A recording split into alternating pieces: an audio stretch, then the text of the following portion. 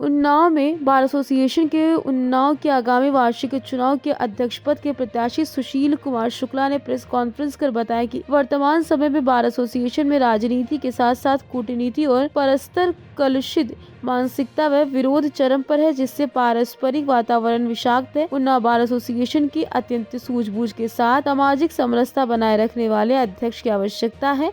वहीं अध्यक्ष पद प्रत्याशी सुशील कुमार शुक्ल द्वारा ये भी बताया गया कि जिस तरह हमारे अधिवक्ता भाइयों को दिन प्रतिदिन कठिनाइयों का सामना करना पड़ता है एवं जिस सम्मान के वो हकदार हैं, उन्हें वो सम्मान प्राप्त नहीं हो रहा है। उन्नाव से दैनिक भास्कर के लिए विकास जायसवाल की रिपोर्ट।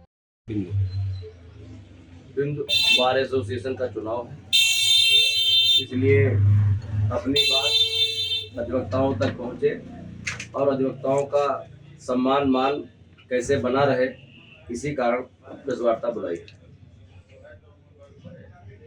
सर, जिस तरह आप पहले भी महामंत्री रह चुके हैं, तो अब महामंत्री के बाद में अध्यक्ष पद पर चुनाव लड़ने के लिए क्या रूपरेखा थी, क्या सोचा आपने?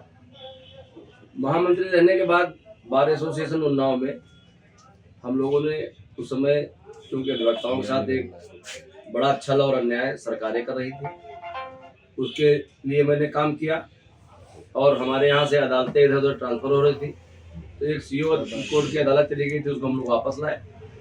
और आना इसलिए पड़ा कि वर्तमान समय में प्रदेश सरकार और देश की सरकार ना तो हम लोगों को प्रोटेक्शन दे रही है और हर जगह अधिवक्ताओं को मारा जा रहा है, उनका अपमान किया जा रहा है, हत्याएं हो रही हैं। तो इसलिए हम लोग मैदान में आए, कम से कम अपनी बात ठीक फोरम पे रख सकें और इनका निदान करा सकें। सर, अगर आप अध्यक्ष चुने जाते हैं तो आपकी अधिवक्ताओं के लिए क्या प्राथमिकताएं होंगी?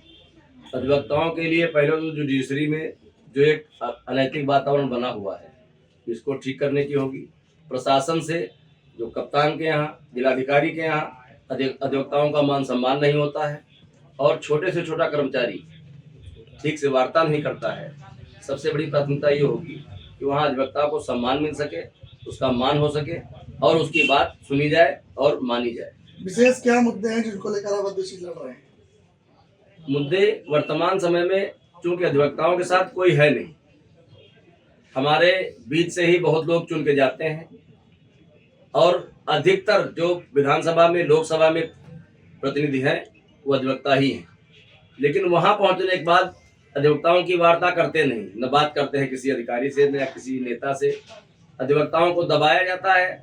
अभी आप देखिए, हाई कोर्ट ने निरंकुशता से होते हुए एक आदेश पारित किया कि हम लोग ना कंडोलेंस कर सकते हैं, ना हड़ताल कर सकते हैं। एक ट्रेड यूनियन का कर्मचारी हड़ताल कर सकता है, अपनी सारी बातें कह सकता है।